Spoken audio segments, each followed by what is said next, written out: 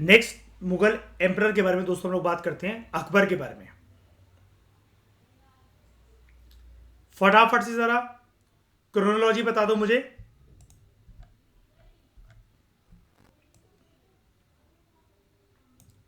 बताओ। हाँ, अभी अकबर तक बस, ठीक है। बाबर, हुमायूं, अकबर, ठीक है। बाबर के पापा का भी नाम याद रखना, ठीक है। सुल्तान उमर शेख मिर्जा, ठीक है। सुल्तान उमर शेख मिर्जा, फिर बाबर, हुमायूं, अकबर। अकबर 1556 टू 1605 सी। क्या हुआ था 1556 में? हाँ, बोलो बोलो। सेकेंड बैटल ऑफ पानीपत, ठीक है। He was one of the greatest monarch of the Mughal dynasty, जो कि बेटा था हुमायूं का। और याद है हुमायूं की जो शादी, जो हुमायूं का जो भाई था, उसका जो टीचर आता था, उसकी बेटी से हुई थी, हामिदा बानू बेगम से। ये इनकी पैदाइश था, ठीक है। अमरकोट में पैदा हुआ था, याद है जब हुमायूं सिंध की तरफ वापस जा रहा था तब, 1542 सी में। मतलब मयूर देख लो, जान पे बनी है हुमायूं के, बच्चे पैदा करना नहीं छोड़ा, लेकिन है खुद का ठिकाना नहीं है रहने का दुनिया में कि कहां जाना है क्या होना है। लेकिन भाई अकबर पैदा करेंगे, ठीक है। When Humayun fled to Iran, जब सफाविद रूलर्स के वो शरण लेता है, अकबर उस टाइम पर काफी छोटा था, बच्चा था, एक छोटा सा मतलब एक न्यूबॉर्न बेबी इन्फेंट था, और धीरे धीरे करके ग्रोइंग ईयर्स में था अपने, ठीक है। इसको इसके अंकल कमरान ने कैप्चर कर लिया था। अब यहां पर जो कैप्चर वर्ड है ना, ये नेगेटिव कोनोटेशन में यूज नहीं करा गया, मतलब बचाकर ले आए थे अपने पास, और चाहते तो वो मार कर, हुमायूं को तो अता पता था नहीं, ये भी नहीं पता था किसी को कि वो वापस आएगा कि क्या होगा उसका, मार कर मुगल एम्पायर को वहीं पर शांत कर देते, ध्वस्त कर देते। क्योंकि अगर अकबर को मार देते तो वैसे भी मुगल डायनेस्टी कहां आगे बढ़ पाती, है ना। हुमायूं से भले लौटकर भी आ जाता, लेकिन इसको अच्छे से ट्रीट करा इसने। जैसे इसका बाप था, इसके बाप के नाम का मतलब क्या होता है? फॉर्च्यून। लेकिन वो उसकी जीवन काल में उसकी सब मनुष्यत ही मनुष्यत उसको मिली। अकबर लकी बहुत था, अकबर बहुत लकी रहा है। आप इसका पूरा टाइमलाइन देखना, अकबर के काम बहुत ज्यादा बन जाते थे, और वो उसके नरम दिल की वजह से, उसका टॉलरेंस वाले एटीट्यूड की वजह से। मन में शहनशाही हिंदुस्तान का ख्वाब तो रखना, लेकिन एक चीज को ध्यान में रखते हुए, एक चीज को मद्देनजर रखते हुए, कि मेरी वजह से कोई हर्ट ना हो जाए, ये अकबर बहुत ख्याल रखता था अपना। और अकबर की ये अकबर का ये वाला जो टॉलरेंस वाला जो एटीट्यूड होता है, लव वाला जो एटीट्यूड होता है, ये आपको देखने को मिलता है उसकी रिलीजियस पॉलिसी में, या जो उसने नया धर्म जो बनाया दीन इलाही की अप्रोच में। अकबर अपने माता पिता से दोबारा मिलता है after the capture of Kandahar. और कांधार को किसने कैप्चर करा था? सफाविद रूलर्स की मदद से हुमायूं ने, ठीक है। कोई बात नहीं, मैं फिर से दिखा देता हूं, एक बार में आपको एकदम से याद नहीं होगा। यहां पर चलते हैं, हुमायूं, और ये देखो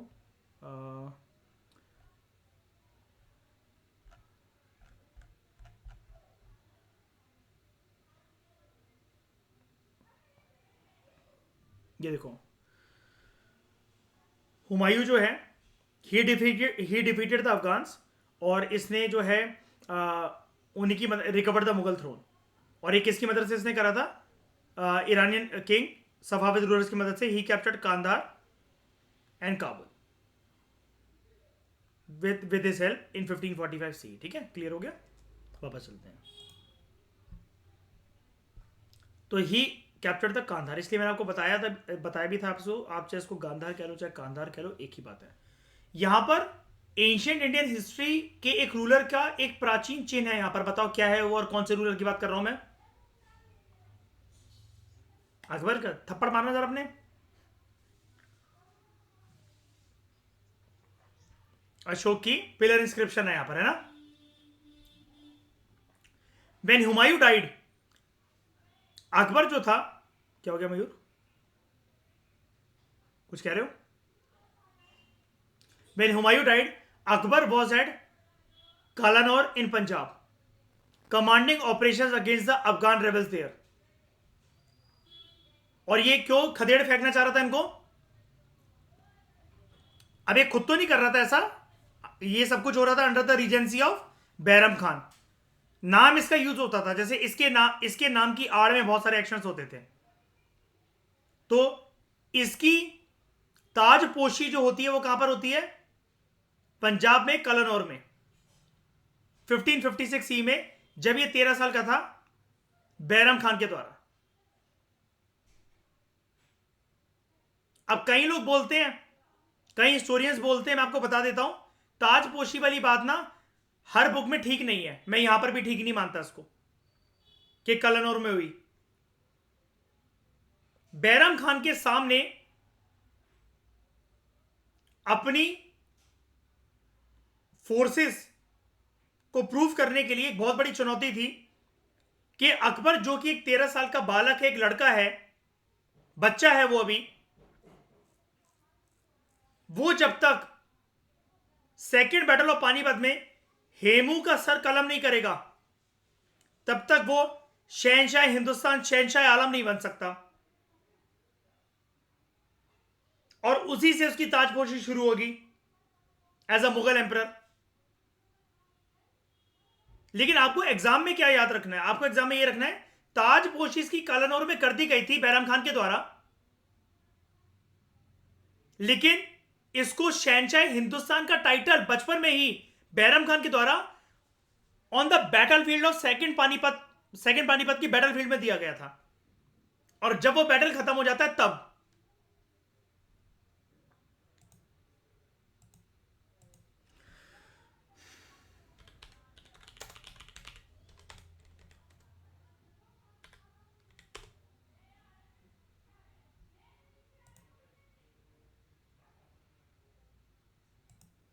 तो हुमायूं के साथ जब इसका ये युद्ध होना शुरू होता है और जब ये ताजपोशी होती है, तो ये वाला जो इवेंट था इसका, जब ये इसको ये बोल रहा है,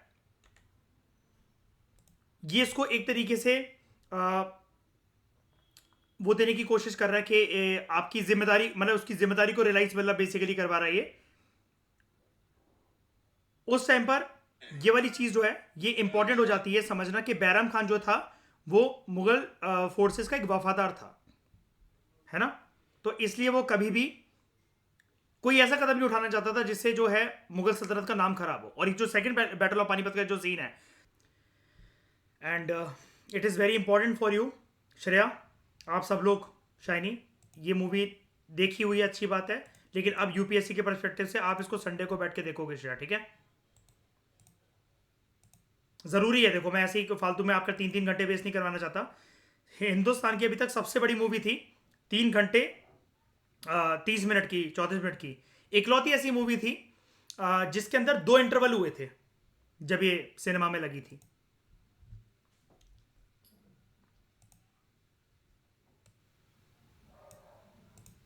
और बहुत बखूबी तरीके से बनाया गया। आप अकबर का टॉपिक यहां से पढ़ोगे, हमारा कल ये मुगल एम्पायर खत्म होगा, कल फ्राइडे है, संडे तक अगर आप इस मूवी को देखते हो आपको और अच्छी अच्छी चीजें मिलेंगी। आप अपनी नोट्स में और चीजें इनकॉर्पोरेट करना। ये तो कुछ भी नहीं पूरा बदल देगा, कुछ भी नहीं। तो ये अब रीजेंसी पीरियड देखो बैरम खान का, आपने सब कुछ देख लिया, अब देखो आपको कोई डिफिकल्टी नहीं आएगी।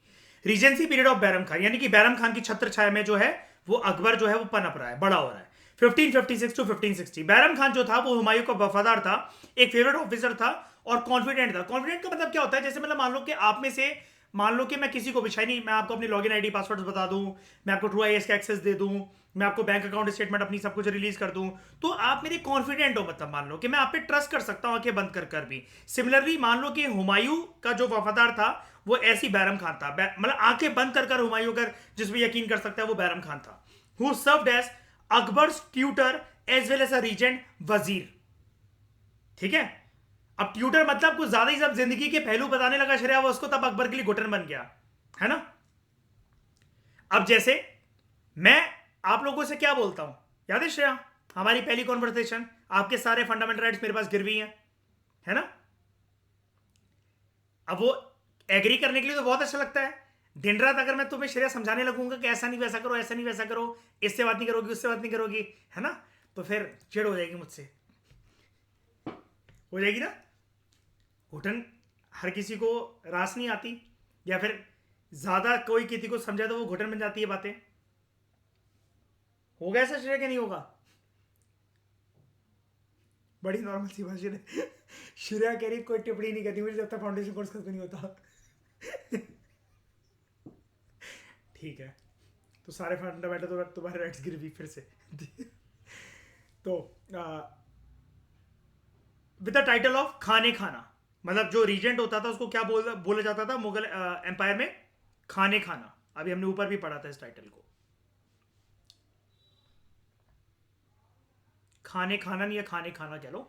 Remaining at the helm of the affairs of the Mughal empire, यानी कि वो मुख्य पिलर था मुगल एम्पायर में जो भी होगा। अभी देखो, आपने देखा ना, ऑडियो भी आपने सुनी, वीडियो देखी, वो ज्ञान दे रहा है उसको कि एक एक ईंट मुगल सल्तनत की हमने बनाई अपनी मेहनत से, अपनी वफादारी से, आप उसे बर्बाद कर रहे हैं शहनशाह। अभी बोला ना उसने, अकबर को ज्ञान मिलने लगा। अकबर ने कहा अल्लाह के रास्ते पे जाइए, मक्का मदीना निकल जाइए, हज करने निकल जाइए।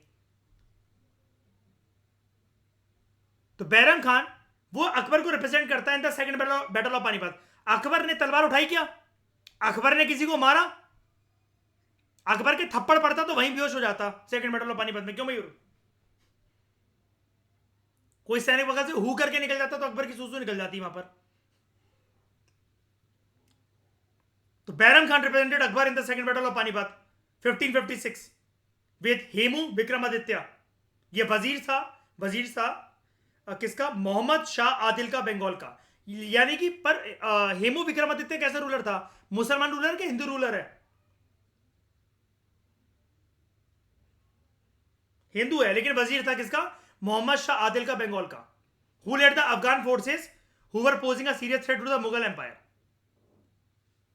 और आपको पता है बंगाल वाली बात क्यों हो रही है? फिर से दिखा देता हूं।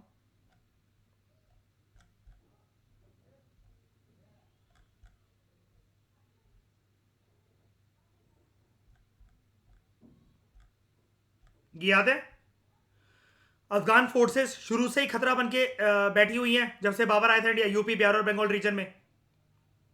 यूपी बिहार का तो सिलसिला खत्म ही कर दिया था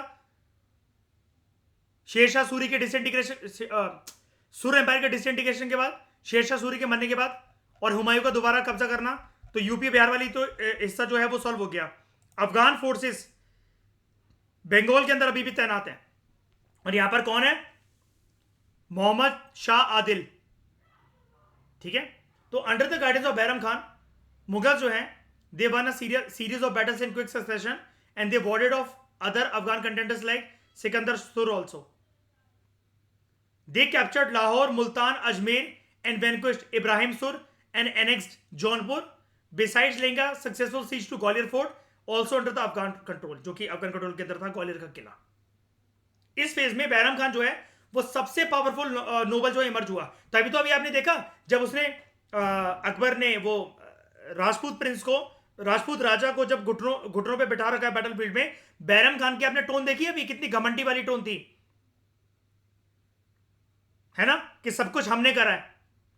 अभी मैंने आपको बोला कि उसके अंदर घमंड आ गया था। And he started appointing his own supporters on important position neglecting the old nobles.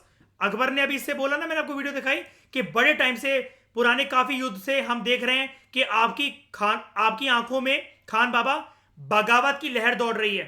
बोला ना भी अकबर ने उसको। और क्या ऐलान करा अकबर ने कि आज के बाद जिसको जिसको भी युद्ध में हराया जाएगा उसको क्या नहीं बनाया जाएगा? गुलाम नहीं बनाया जाएगा।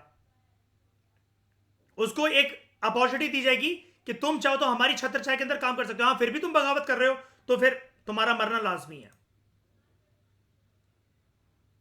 अकबर को समझ में आ गया था कि बैरम खान किसी भी बात बगावत कर सकता है, क्योंकि घमंड आ चुका है अब उसकी आंखों में। तो अपने खुद के सपोर्टर्स को अपॉइंट करने लगा इंपॉर्टेंट पोजीशन पर, neglecting the old nobles. This got resentment among the other nobles who manage to influence Akbar as well. उन्होंने अकबर को भड़काना शुरू कर दिया कि खान बाबा ने भले तुम्हें पाला है, तुम्हारे पिताजी के टाइम पर बिल्कुल तुम्हारे पिता बनकर रहे हैं, लेकिन मुगल सल्तनत में तुम सिर्फ एक कठपुतली बनकर रह जाओगे अगर टाइम पर तुमने इनकी पावर को रोका नहीं, इनको एलिमिनेट नहीं करा। अकबर पता है बहुत फ्रस्ट्रेटेड रहा है लाइफ में इनिशियल टाइम में। क्यों? एक तो खान बाबा, ऊपर से क्या कहते हैं उसको, फॉस्टर मदर। फॉस्टर मदर, क्या नाम था फॉस्टर मदर का? शाबाश, महामंगा। वो इतना भड़काती है अकबर को, जोधा के खिलाफ लड़ाइयां करवाती है। जैसे सीरियल में नहीं दिखाते श्रेया, एक सास का रवैया चेंज होता है बहू के लिए। बेटा रोज शाम को ऑफिस से उसको भड़काना, तो सास को बड़े मजे आते हैं। बहू और बेटे आपस में चप्पल जूते बजा रहे हैं। महामंगा का बर्ताव भी कुछ इसी प्रकार का था, और ईगो क्लैश खेलती रहती है वो जोधा के साथ। जब जोधा डिमांड करती है अकबर से कि कृष्ण जी का मंदिर बनवा दो मुगल एम्पायर के मुगल महल में, महामंगा का रवैया एंटी हिंदू वाला। जब जोधा ये बोलती है कि हफ्ते में एक दिन शहनशाह हिंदुस्तान के लिए, अकबर के लिए खाना हम पकाएंगे बावर्ची खाने में, तब महामंगा फिर चिढ़ती है। और अकबर, ऑब्वियस ही बात है, बीवी आने के बाद अच्छे अच्छे बदल जाते हैं, लेकिन महामंगा की वफादारी पे कोई शक करे, उनके खिलाफ कोई बोले, तो अकबर उसकी गर्दन काटने तक को तैयार हो जाता है। और काफी सालों तक तू मैं अकबर और जोधा के बीच में चलती रहती है महामंगा को लेकर, क्योंकि जोधा रियल आईना पोर्ट्रे करने की कोशिश करती है महामंगा का, अकबर उसकी बातों को यकीन नहीं करता। हाँ, इंप्रेस लेकिन बहुत ज्यादा रहता है जोधा के इनिशिएटिव से। जब वो कहती है हफ्ते में हम एक दिन खाना पकाएंगे, और वो तो राजपूत थी तो वो प्योर वेजिटेरियन खाना पकाती है, तो अकबर ऐलान ये कर देता है कि हर फ्राइडे को, जुम्मे वाले दिन, जिस दिन जुम्मे की नमाज होती है, गोश्त नहीं पकेगा बावर्ची खाने में। मुगल सल्तनत में कोई भी गोश्त नहीं खाएगा, मतलब घर में, परिवार में, उस किंगडम में, उस महल में कोई गोश्त नहीं खाएगा। उस दिन हम जोधा के हाथ से बना हुआ खाना ही खाना पसंद करेंगे। तो during this phase Bairam Khan emerges most powerful noble, उसने जो भी करा ये आपके सामने है। And this cause resentment among the other nobles जिन्होंने अकबर को इन्फ्लुएंस करा। And this the problem was further aggravated by the growing arrogance of Bairam Khan. जैसा कि अभी आपने देखा किस टोन में बात कर रहा है वो। अभी आएगी ये वाली लाइन, हम चाहते हैं अब अल्लाह की राह पर निकल जाए, मक्का चले जाए। इसलिए मैं आपको वीडियोस के थ्रू ये वाली चीज़ कवर करवाना चाहता हूँ, आपको ज़्यादा अच्छे से समझ आएगी। और संडे को प्लीज़ बैठ के मूवी देख लेना, मैं आपके फायदे के लिए बोल रहा हूँ, बाकी आपकी मर्जी। By now weary of Bairam Khan's tutelage के, ट्यूटिलेज का मतलब क्या होता है?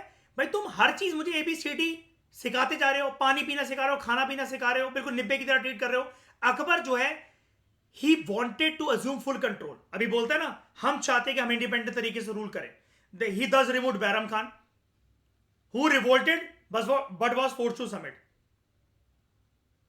अकबर ने इज्जत के साथ उनको समझाया और उनको ऑप्शन दिया, या तो कोर्ट में रहो तो चुप्पी साधे रहो, फालतू बकवास नहीं करना मेरे सामने, और कहीं पर भी रहोगे तो तुम मुझे नहीं सिखाओगे कि मुझे क्या करना है, या तो फिर तुम मक्का की तरफ निकल जाओ। और मूवी हमें क्या बता रही है कि अकबर ने डायरेक्टली उसको हुक्म दे दिया तुम मक्का की तरफ चले जाओ हज करने।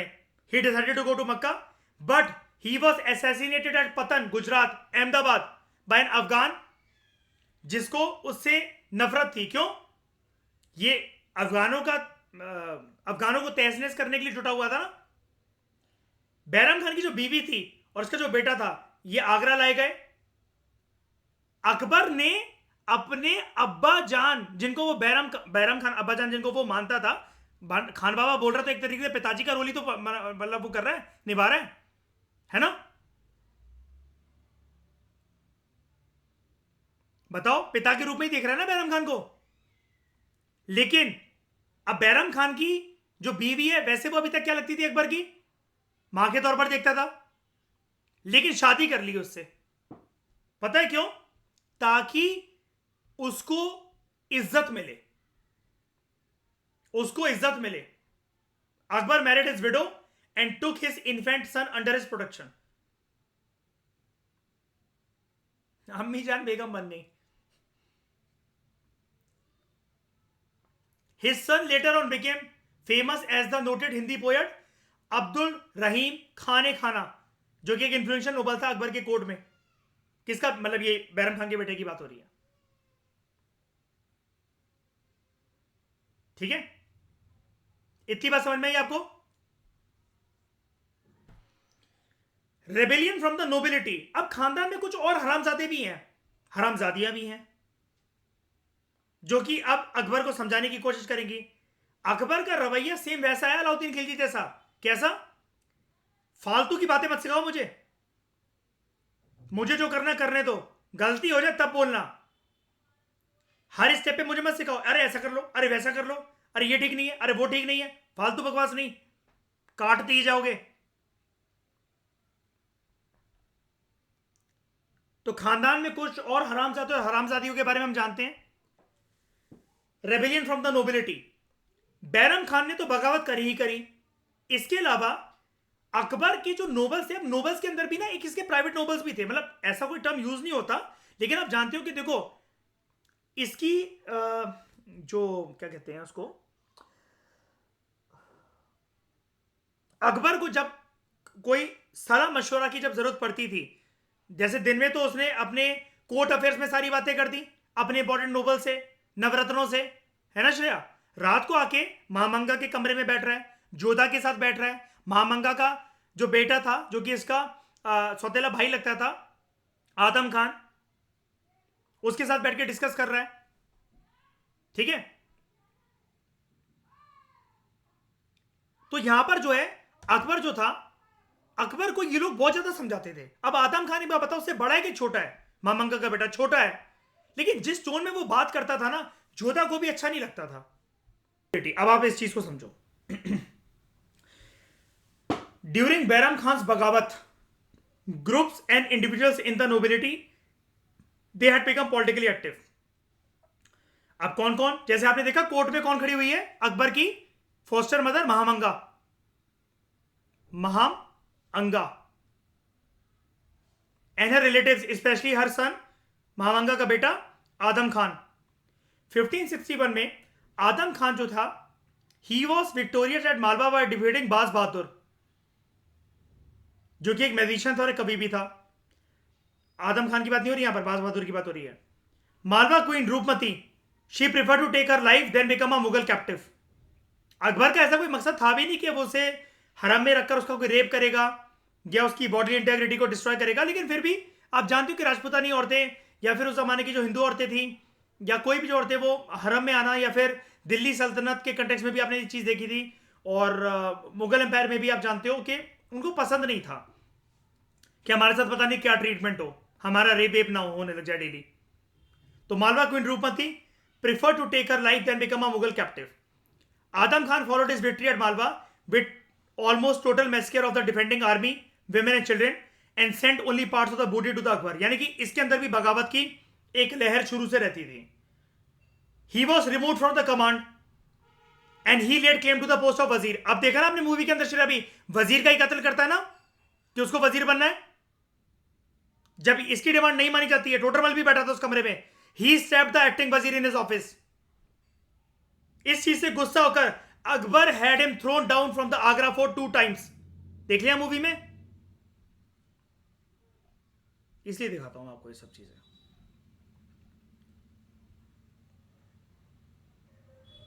तो श्रेया बचपन में आपको पढ़ना नहीं था, पता आपको पिक्चरें देखनी थी, पढ़ने का टाइम अब है। क्या कर लिया अच्छी बच्ची बन के? हाँ, पहले मेन नहीं, मेन इनका आगरा रहता था, बार बार चलता रहता था कड़पकड़ बम्बे वो। Similarly, between 1561 and 67, Akbar was engulfed by serious challenge from his Uzbek nobles, Central Asian nobles, who broke out in rebellion several times. बड़ी सारी इनमें से जो सबकी जो lineage थी, they traced their descent from the Uzbek chief, who had driven Babur out of the Samarkand, and they had come to India with Humayun. Uzbek जो हैं, उन्होंने काबुल के governor, they declared Mirza Hakim, the governor of Kabul, his half brother, as the emperor of Hindustan. Akbar को पसंद आएगा ये? उसके बाद a group of Timurid nobles called as Mirzas, they also turned against the emperor. और ये एक सबसे बड़ा सीरियस क्राइसिस था। आपने देखा कोर्ट में आदम खान अगेंस्ट है। आदम खान के मरने के बाद महामंगा क्या प्यार करेगी अकबर से? महामंगा ने भले उसको पाला है, लेकिन प्यार करेगी? उसकी आंखों के सामने आगरा के किले से 2 बार गिरवा दिया सर के बल उसके बेटे को। महामंगा माफ कर पाएगी अकबर को? ये क्या चल रहा है यहां पर?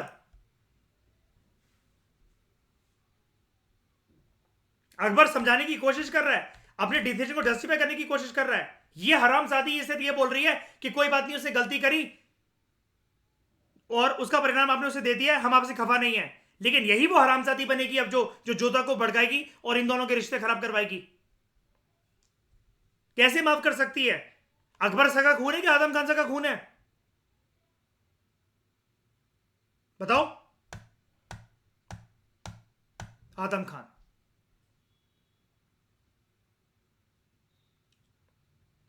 तो this was one of the most serious crisis Akbar had to face since Hemu's capture of Delhi.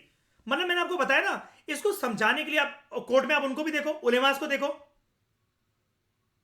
हम शहनशाह आलम को बताना चाह रहे हैं, उनका दिल उनके दिमाग पर हावी हो रहा है। तुम कौन होते हो बे? और उसने बोला ना अकबर ने, सल्तनत का ख्याल, उसकी प्रोग्रेस, उसकी हैप्पीनेस हमारे दिल में कोसों मील है, जितना आप सोच सकते हो उससे ज्यादा।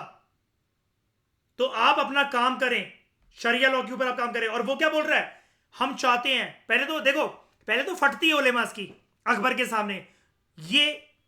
ये बंदा गुस्ताखी की माफी चाहता है हुजूर के सामने, पहले तो ये लाइन पेश कर दी, फिर अब गुस्ताखी करेंगे, गुस्ताखी की माफी पहले ले ली। हम चाहते हैं कि जोधा बेगम महल में ना घूमे, है ना, उनको जनान खाने में ना आना दिया जाए, मंदिर उनका हटवाया जाए, उनको शरिया लॉ के साथ कोई छेड़खानी ना करने दी जाए। ये लोग तो ऐसे समझ बैठे थे जैसे जोधा एक मकसद के साथ आई है, मुझे यहां वैष्णविज्म का प्रमोट करना है।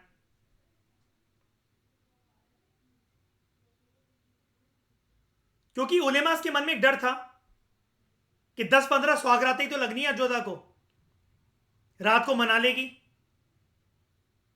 और अकबर इस्लाम छोड़ देगा, पता चला।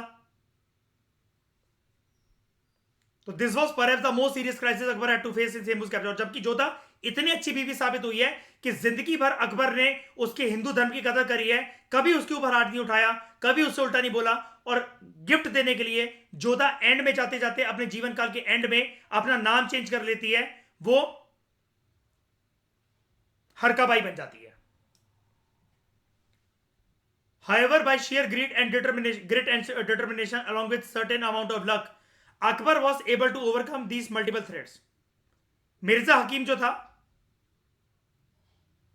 हाफ ब्रदर अकबर का, he was forced to withdraw to Kabul, and मिर्जास जो उसकी फोर्सेस थी, they were duly suppressed, and Uzbeks were completely routed by 1567. खदेड़ फेंका उनको।